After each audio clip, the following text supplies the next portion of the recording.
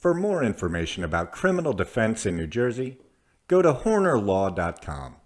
That's HOERNER law.com.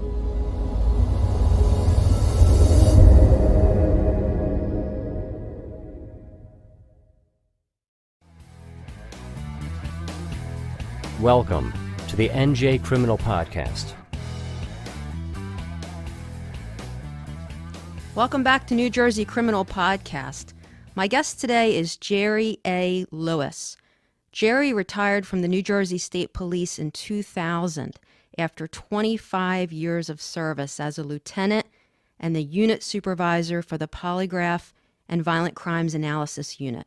He's a qualified expert in polygraph and statement analysis, and since his retirement in 2000, has spent the last 20-plus years presenting his tactical interviewing program, which he originally developed in the 80s for the New Jersey State Police, to thousands of law enforcement officers all around the United States and Canada.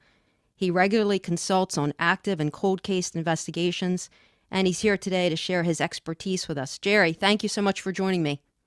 Hey, thank you for calling me. I appreciate it. Yeah. So if my math is correct, you're looking at, 40-plus years with expert area analysis of polygraph and interviewing techniques and statement analysis. Is that right? Yes. Yep. So I thought we'd talk today about those three areas, and I thought we'd start first with polygraphs. Tell me first. I was a prosecutor before I was a defense attorney, and we had someone on staff who was able to perform polygraphs, and I was familiar then with defense attorneys coming in and presenting, their clients who they had polygraphed. And now as a defense attorney, I've used polygraphs for different clients, and depending upon the situation. But polygraphs aren't admissible in the state of New Jersey in court.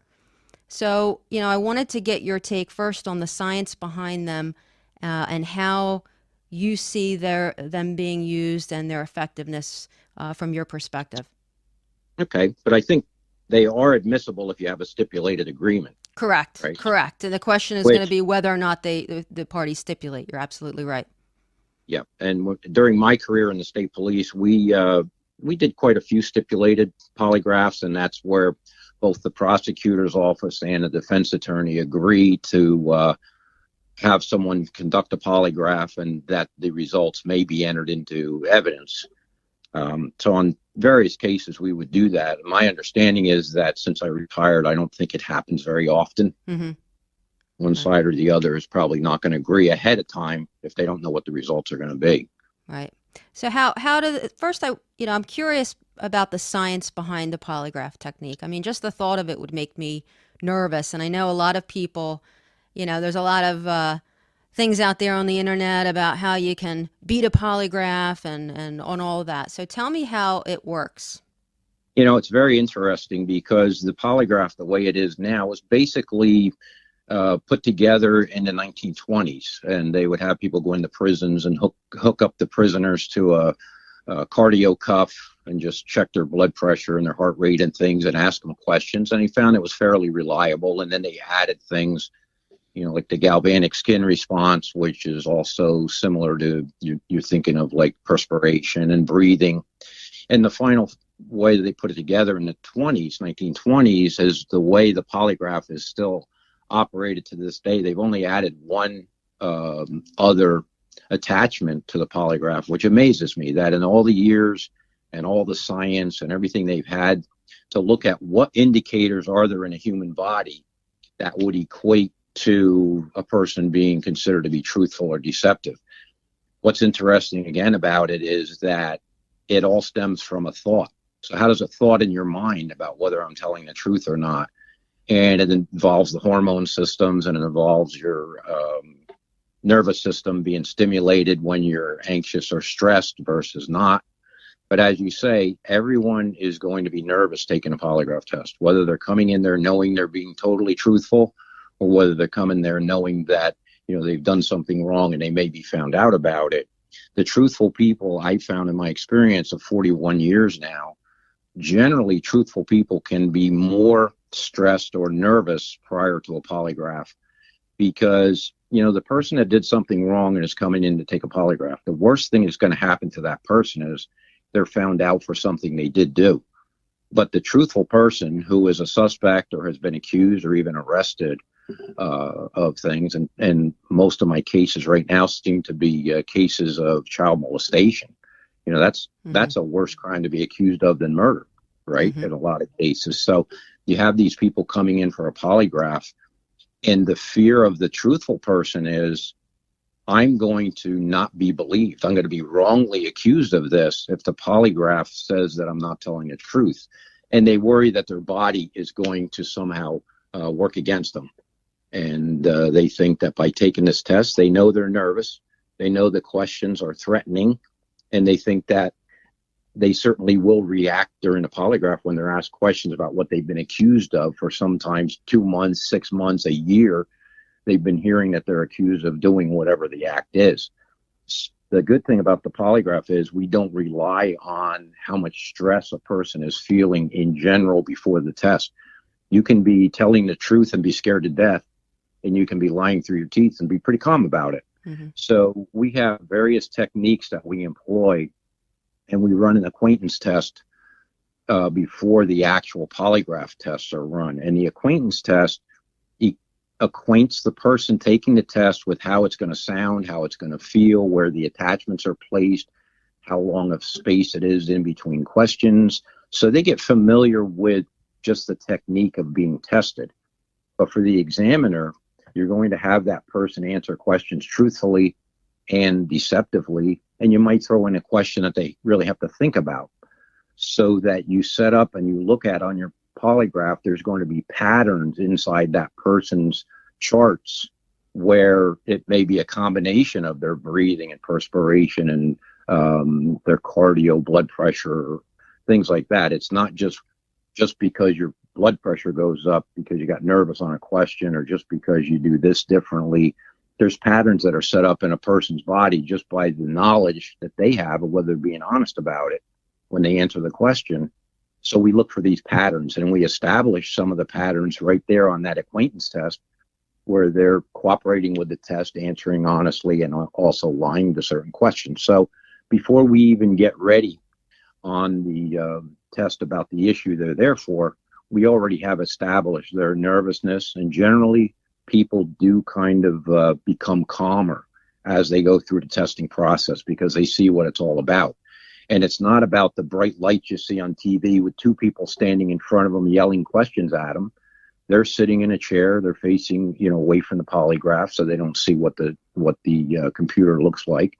And they're answering questions instead of being accused of, did you steal that money?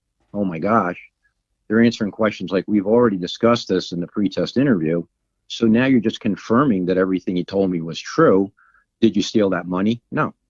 So they get a whole different understanding of how the test is going to go.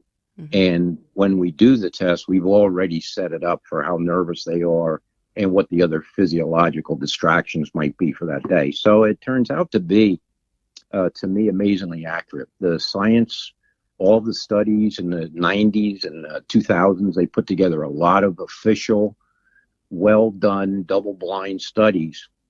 How accurate is the polygraph actually? And it comes out to about 91%. Oh, accurate. wow. I didn't realize that.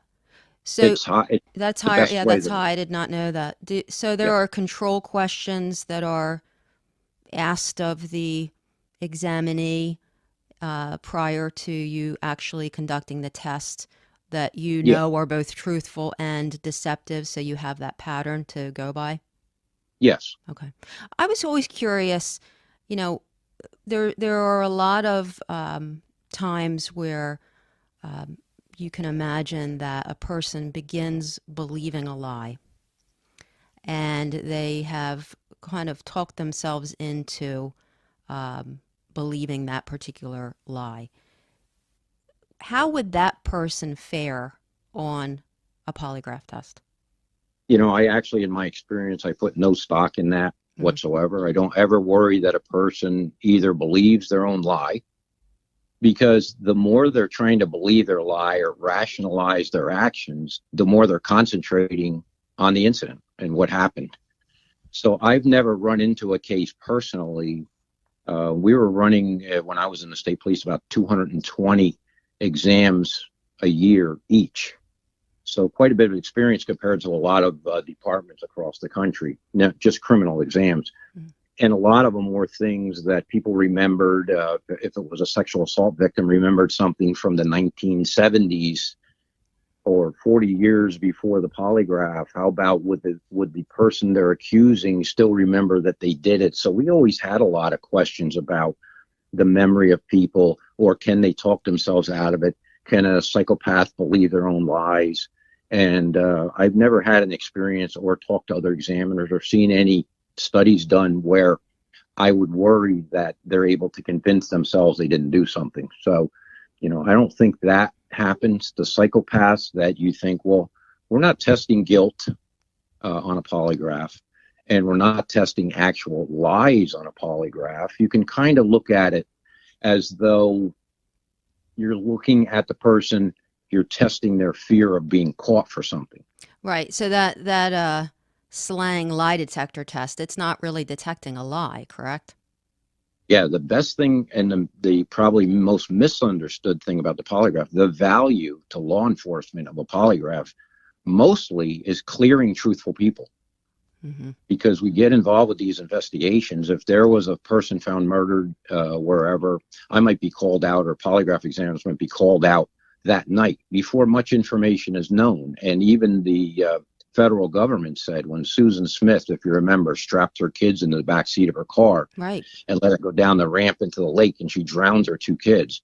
And it was horrifying to the American public. And the public felt so bad for this young mother that it claimed her car was carjacked.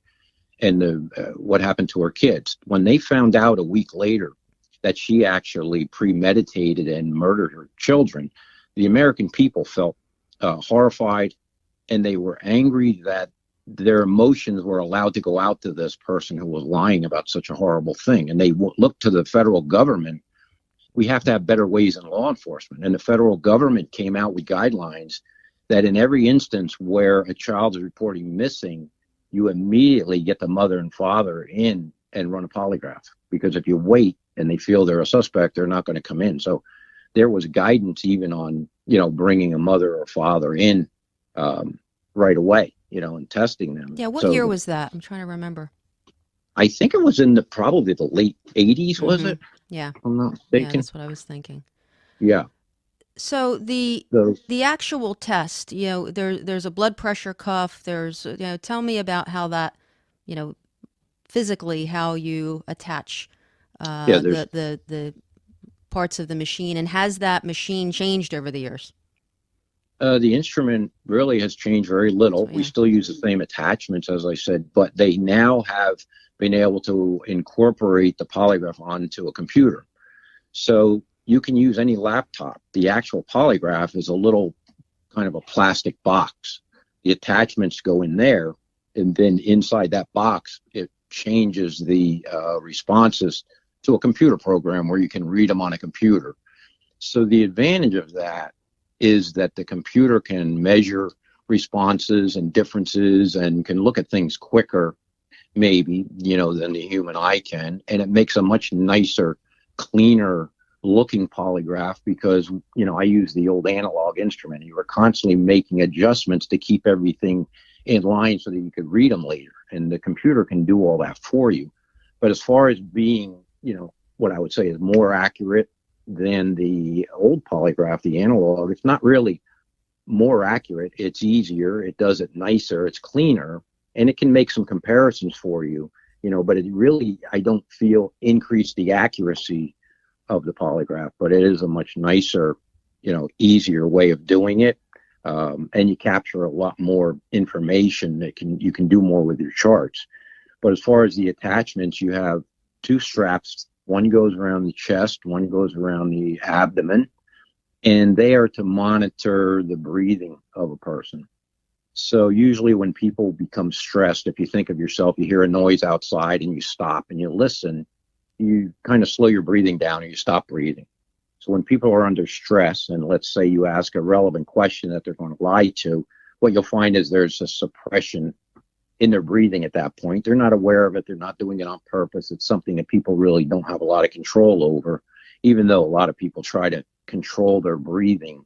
It's very difficult to actually control your breathing and make it look very regular. We just don't. Human beings are not just that regular, right? Mm-hmm. So we have those two straps looking at breathing. We have a blood pressure cuff that goes on the arm, and we don't do the systolic and diastolic pressure like a doctor. We don't put the pressure up and let it off and listen. We put pressure in there so that we can gain a reading of the heart rate and things, and it stays on the person's arm for the length of the test. Normal test about a minute and a half or so, maybe a little bit longer. And we stop it after each test mainly because of the blood pressure cuff, not to keep that pressure on too long. Because to do an accurate test, we need to run at least 3 runnings of the instrument, 3 tests with all the test questions on it. Oh, you do it 3 times? Yes. I didn't know that. That. One thing I was always, I was surprised to learn was just how limited the questions are. A polygraph is not a back and forth discussion between the examiner and the examinee. It's like several questions, very limited, planned out in advance, correct? Yeah, you have to do it that way. You have because you can't leave that blood pressure cuff on someone's arm. And if you're having a conversation and they're talking, it's going to change all of they have to remain relatively still during the test. So when they come in, first you're going to do a background form and learn about their history, learn about their medications, their health, things like you need to be aware of, drug and alcohol use, maybe things like that might interfere with physiological responses. Then you're going to talk about the entire case. And at the end of the conversation, then you're going to come up with the questions on the test. And it's generally about 11 questions or so that you're allowed, but a lot of them are standard questions that you're going to use for comparison. So you only get the most maybe 4 or 5 relevant questions about the case. So to try to boil a case down, you have to use the most relevant, most significant questions that you can come up with. And it is a shame that we're limited to that, but it really works pretty well. Who sets those guidelines? Now when I was working with the law enforcement, they would say, here's what we want to know. And then it would really, the bottom line would come down to me as the examiner coming up with questions. I would always review them with whoever requested the test to make sure there wasn't something I was missing or would this adequately, help with the case. When I work with defense attorneys now, of course, I always sit with them, usually after I interview someone and come up with what I think are good questions. I'll meet with the attorney again before I run the test to make sure that, that's hitting all the aspects that they need for their case. Mm-hmm. So it's a collaboration between. I've noticed that oftentimes a test will come back as inconclusive. What does that mean? Inconclusive, there's different ways of scoring polygraph charts, and there's now a lot more science behind what responses are actually, responses that mean you can rely on them for truthful responses, deceptive, things like that. But there's different systems that you can use. Each system, let's say, comes up with a number score, and then they have cutoffs for those numbers. So the system that I use is called the empirical scoring system. And the cutoffs are basically, if you score a +3 or higher than that, you're considered to be a truthful person, truthful result of your polygraph. If you score a -3 or lower than that, -4, -10, whatever it might be, that's considered a deceptive result. And anywhere in between there. So if you have a +2 to a -2, it means we don't want to have a black and white line to say, if you cross this line right here, you're truthful. And if you're on that side of the line, you're not. So it gives a space for safety reasons and for cutting down on errors that between a +2 and a -2, the test considered inconclusive, which means, a lot of people, when they hear somebody had an inconclusive result, their response to that is, why didn't you pass? Mm-hmm. You must not be telling the truth. But it actually means you cannot tell from the test right now whether they're truthful. They could be totally truthful. They could be not truthful. You can't tell. And it doesn't mean anything. You can't put any stock. But a lot of times I find you come out and say, inconclusive, and the immediate response is, why didn't they pass? Right. Something's wrong. It doesn't mean that. There's just certain parameters, certain people, maybe medications are interfering with it. And if you come back and do a retest, you may get a very conclusive result. The inconclusive rate, if the test is 91% accurate, you have 9% in there. What's included in that? Well, a lot of that is inconclusive. It's 91% accurate when it makes a call, maybe. Right. And maybe you have a 9% inconclusive rate that, it's built into the system for safety's sake. So you're not making errors and calling. If you're correct in a polygraph, everyone gets kind of what they deserve.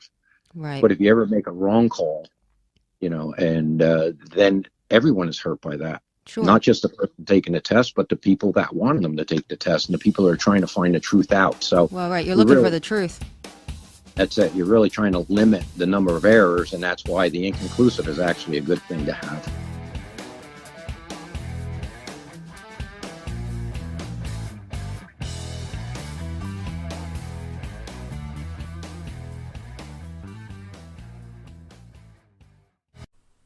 For more information about criminal defense in New Jersey, go to hornerlaw.com.